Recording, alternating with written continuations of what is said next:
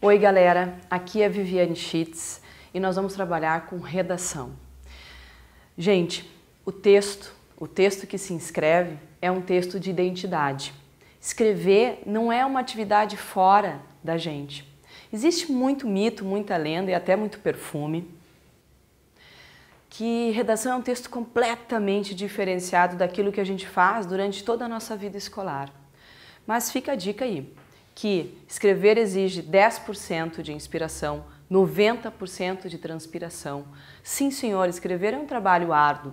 Textos são cortados, aumentados, virados pelo avesso, amassados. O texto só brilha depois de muito apanhar.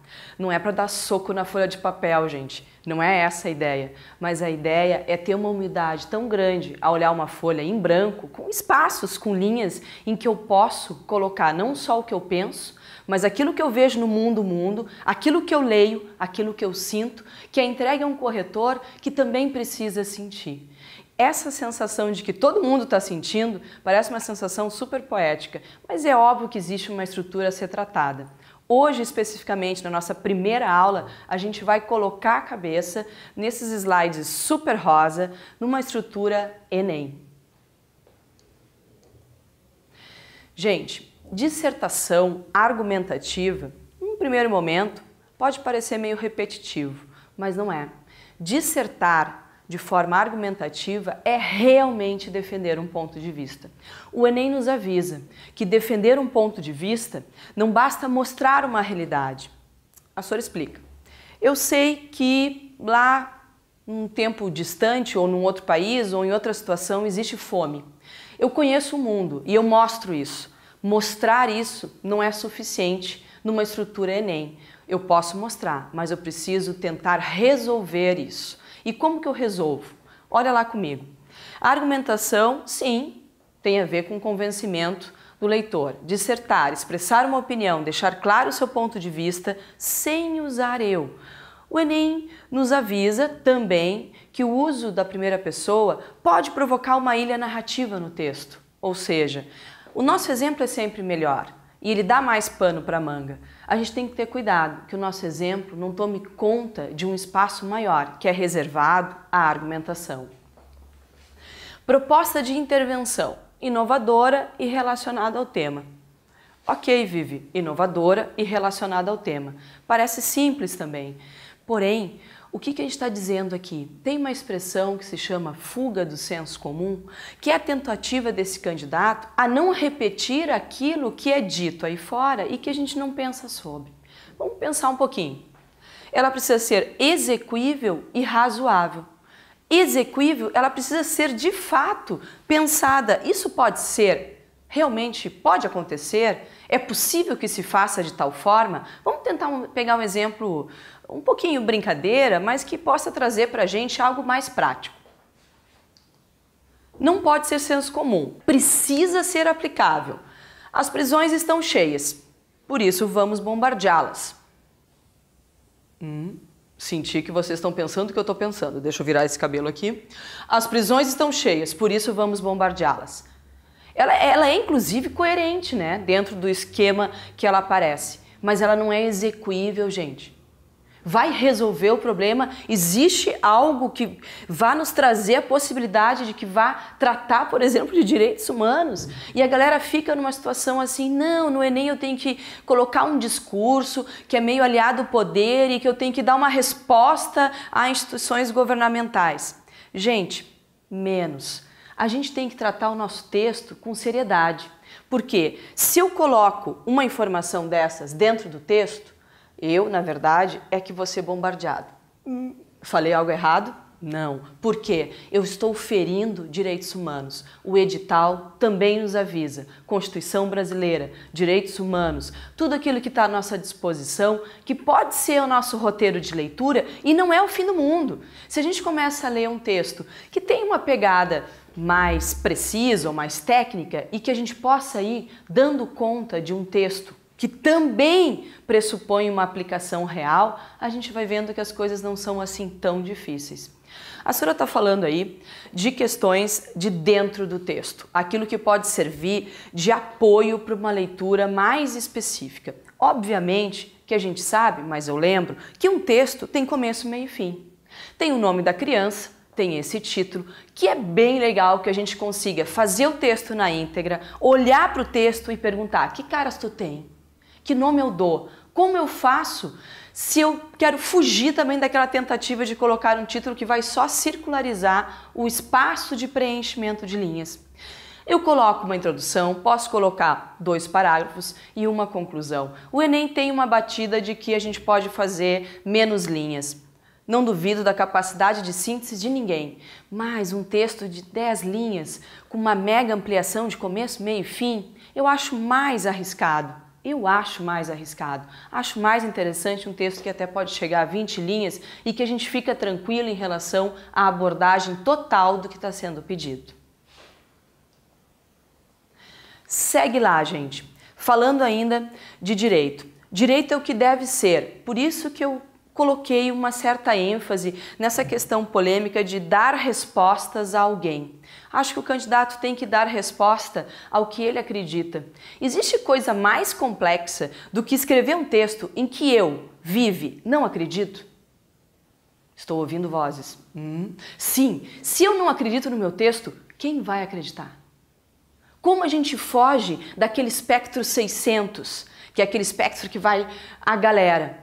Justamente quando eu tenho know-how, ou seja, quando eu tenho a consideração de olhar para um texto que eu posso acrescentar. Por isso, fica algumas dicas também. Artigo 3º da Lei de Diretrizes e Bases, que fala sobre o controle de qualidade na educação, nos recoloca no artigo 206, que fala sobre a garantia de padrão de qualidade. Por isso que existe essa prova, para medir um conceito maior. Não é para ter ranking de escolas e, enfim, a gente sabe que as coisas às vezes não acontecem exatamente assim, mas a última fronteira, o último estágio dessa prova vai cair justamente no texto escrito. É ali que as coisas acontecem. Vocês devem saber, e se não estão informados, esse ano nós temos pelo menos 2 correções dentro do texto. 2 corretores analisam o mesmo texto. Claro que se houver discrepância, isso tem que passar de 200 pontos. Vamos exemplificar. Eu tirei 400, um corretor olhou por 400, a minha média, e o outro por 600. Essa média tende a ser harmonizada. Tivemos algumas discrepâncias em relação a isso, e esse ano a gente percebe que existe uma tentativa real de trazer, inclusive, a correção para um senso mais corporativo. Ok, vamos lá então, a gente pode até se sentir mais seguro para poder fazer um texto com tudo que a gente tem direito. Segue lá. Direitos humanos e valores humanos. Princípio da autonomia. Todo homem deve ter a capacidade de decidir sobre sua existência e sua vida. O homem deve ser o fim de todas as coisas, não pode ser usado como um instrumento. Gente, se nós pegarmos os temas dos últimos anos, eles perpassam esses direitos. E é possível que o candidato perceba o quanto ele se inscreve como sujeito histórico. Se uma das causas complexas que diz lá fica, é possível que a gente coloque na conclusão, é possível que a gente coloque ao longo do texto, é possível, o texto não é esse arcabouço fechado em que a gente pode ficar restrito a uma estrutura toda quadradinha. Mas é importante que o candidato perceba que o Enem nos provoca o pensamento de resolução de problemas. O que é resolver efetivamente um problema? O que é efetivamente falar sobre a fome e dizer como resolver a fome no mundo? Parece simples também num pensamento mais abstrato, mas existe uma mudança aí. Se nós pegarmos ao longo do Brasil as temáticas que vão desde as mais abstratas, filosóficas, contextuais, dinâmicas, em que vem uma imagem, vem uma letra de música, vem uma proposta, a gente coloca o Enem numa situação em que o aluno é levado a se colocar como sujeito mesmo, um sujeito pensante. Por isso, direitos humanos e valores humanos, eu acho que é algo que a gente pode olhar com cautela, pensar sobre e ainda lançar de forma perpassada todos os outros temas, porque fica Geralmente no final do ano fica aquela situação, o que cai, o que não cai? Cai isso, cai meio ambiente, cai globalização, cai sustentabilidade, aqueles temas adesivados. Cuidado com eles também. Parecem simples, porém eles nos causam um certo desconforto. Se todo mundo fala sobre eles, eu tenho que acrescentar. Como que eu acrescento? Eu consigo substituir essas palavras de forma efetiva ao longo do texto? Eu demonstro ao meu avaliador que eu conheço o significado total de uma palavra como sustentabilidade, como globalização? Como que a gente pode fazer isso então, Vivi? Pô, gente, um caderninho vira glossário, conceitos podem virar jeitos e parágrafos que eu vou armazenando ou que eu vou me autoescrevendo. Gente, escrever é hábito. A gente não aprendeu a correr, gente, a gente aprendeu a caminhar, a gente aprendeu a se estruturar, a gente aprendeu coisas muito complexas. Quem é que não lembra do seu primeiro caderno? Quem é que não traçou na folha a sua primeira frase? Quem não lembra disso? E o quão absurdo foi isso? No processo final da educação básica, porque, pô, se tu termina a educação básica e tu tem condições de fazer um texto e ao longo de todo o tempo tu teve todo esse contexto, para usar um jogo de palavras, a gente sabe que nós já passamos por processos muito maiores. A redação é apenas mais um tipo de texto no mar de possibilidades que nós dominamos, porque somos falantes, nós dominamos a língua e nós nos deixamos dominar por ela também. O que a gente não pode esquecer é que esses princípios, dentro do contexto Enem, podem nos dar a possibilidade de ter um diálogo menos truncado, menos enraizado do que o que as pessoas querem ouvir da gente. Por exemplo, gente, reforma agrária é constitucional. Se eu vou numa batida de contrariar, eu tenho que ter realmente sustentação. É isso que a senhora está falando. Não é questão de responder ou distorcer. A questão é que esses temas, como eu disse, adesivados, reforma agrária, pena de morte, liberação da maconha, são temas que podem vir. Qualquer tema pode vir. Todos os temas no mundo podem vir. Eu tenho que ter cuidado com aquilo que não fere direitos humanos, aquilo que é constitucional, e a partir daí eu posso navegar pelo caminho dissertativo. Direitos humanos e valores humanos. Coisa possui preço, é objeto de troca. Homem possui dignidade, não pode ser objeto de troca. Já tivemos situações de tratar, por exemplo, de temas como as relações homoafetivas e outras relações que parecem tender a um nível de particularidade. Na verdade, a gente tem que lembrar daquilo que pressupõe também a base do nosso argumento. Se o homem possui dignidade, não pode ser objeto de troca. Galera, um texto dissertativo com começo, meio e fim, e relacional, ele deve pressupor conexões dentro da frase e extramuros, ou seja, nos parágrafos. É legal, é interessante preservar a tua linguagem. Não é legal acrescentar linguagem que não te pertence. Por exemplo, o aluno acha, em algum momento, o candidato acha em algum momento interessante, em vez de usar antigamente em priscas, eras, e o resto de todo o texto é uma linguagem mais informal, pô, não é bom. A linguagem, ela é a roupa que a gente veste. Se esse texto argumentativo nos pede uma certa imparcialidade, não vou começar a colocar uma gordura que parece que não acrescenta tanto. Pensando num exemplo, justamente sobre a questão da dignidade humana é a expressão, Nós vamos lembrar o tema de 2005, que é o trabalho infantil. Como é que a gente pode transformar isso em uma resolução de problema? Coloca a própria temática em forma interrogativa. Como resolver o trabalho infantil no Brasil? Vive! Como resolver o trabalho infantil no Brasil? É isso aí, galera.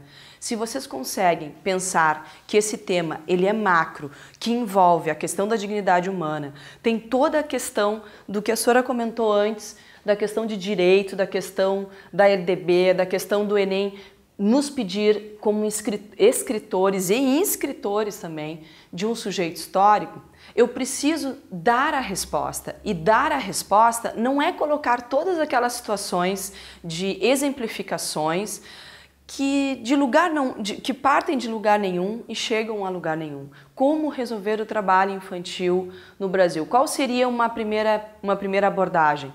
Que as pessoas pudessem ter educação de qualidade e que todos tivessem acesso a essa educação. Ok, válido, mas isso mostra uma realidade. Como defender um ponto de vista?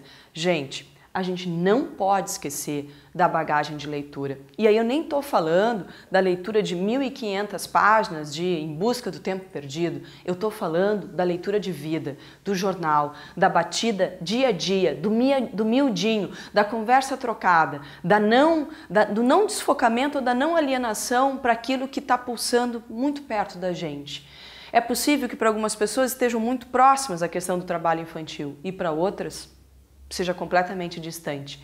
Como que a gente aproxima isso para promover um texto que resolva a questão?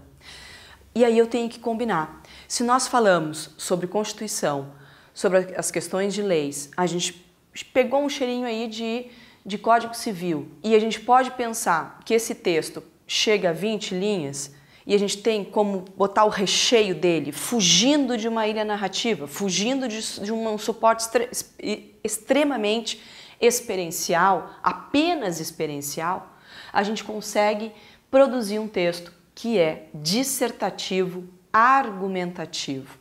Todas as dicas são válidas. Seria leviano a gente achar que as dicas dão conta de um suporte muito maior, que é o trajeto desse candidato até o seu último momento, justamente a última trincheira, lá naquele espaço entre linhas onde é possível ter investimento autoral, originalidade, fuga do senso comum. Obviamente que ele tem que saber como se escreve isso em forma culta ou numa norma que se diz, o Enem pede, forma culta, norma culta, não vamos usar palavras de calão ou idiosincrasias, ou seja, né, palavrões, obviamente que não, né, gente? Como é que a gente vai correr esse risco de tentar brincar numa prova seríssima? Gente, todos os temas, quando nós olharmos, perpassam questões de direito. E, obviamente, que é possível, sim, estar preparado para essa jornada, que é uma jornada também interna, que é uma jornada também de olhar, e é possível a gente depor armas no bom sentido. Aquele texto é o último texto, naquele momento, de muitos outros textos que a gente produz intimamente, inclusive agora, quando a gente está conversando. Então, fica a dica, de olho na tela rosa. O que nós vimos hoje? Nós começamos com uma dissertação argumentativa, sabemos que esse texto se inscreve, o Enem nos pede um posicionamento, nós somos políticos, isso nada tem a ver com convicções partidárias, nós estamos sendo atuantes, é isso que ele nos evoca e vem nos pedindo isso ao longo do tempo e a gente não pode fugir. Comentei sobre as questões adesivadas, aquelas questões de reforma agrária, pena de morte, dei um exemplo meio brincadeira, né? Pena que não é tão brincadeira, de como resolver isso. Isso tem um termo, isso é exequível, pode mesmo ser resolvido dessa forma, eu percebo que pode ser analisado dessa forma. Como que eu posso rever isso dentro de um processo de treinamento? Eu lá em casa preciso dar conta de um processo redacional. O que é mais fácil? Eu começo pela introdução, eu começo pelo desenvolvimento, eu começo pela conclusão. Geralmente a galera diz, não, eu começo, mas aí chega no meio eu não consigo. Eu até termino, mas aí eu fico em dúvidas como é que eu lanço o princípio. Gente, para a produção é necessário que se produza constantemente. Uma outra dica legal, e essa eu uso mesmo, eu uso, se eu não produzo tal texto, eu me convoco, eu elejo que vou ler pelo menos 10 páginas por dia. Tem sempre aqueles candidatos, né, super bombados, dando aquelas dicas de final de ano, consegui fazer isso, li isso, fiz aquilo. A questão da leitura, ela não substitui, ela é tão absolutamente necessária quanto a escrita. E isso é importante. Se não produzo um texto semanal, eu me coloco nessa postura de leitor real. Quantas coisas nesse ano estão acontecendo que merecem o nosso foco e merecem a nossa atenção. A gente não precisa deixar isso para o último momento, para dar aquela sensação de angústia, olhar a página em branco e não saber efetivamente o que fazer com aquela proposta. Não, com a gente não vai fazer isso. Certo, gente? De olho ali, até a próxima aula. Siga o aulalivre.net nas redes sociais e fique por dentro de tudo o que acontece em nossos cursos. YouTube, Twitter e Facebook.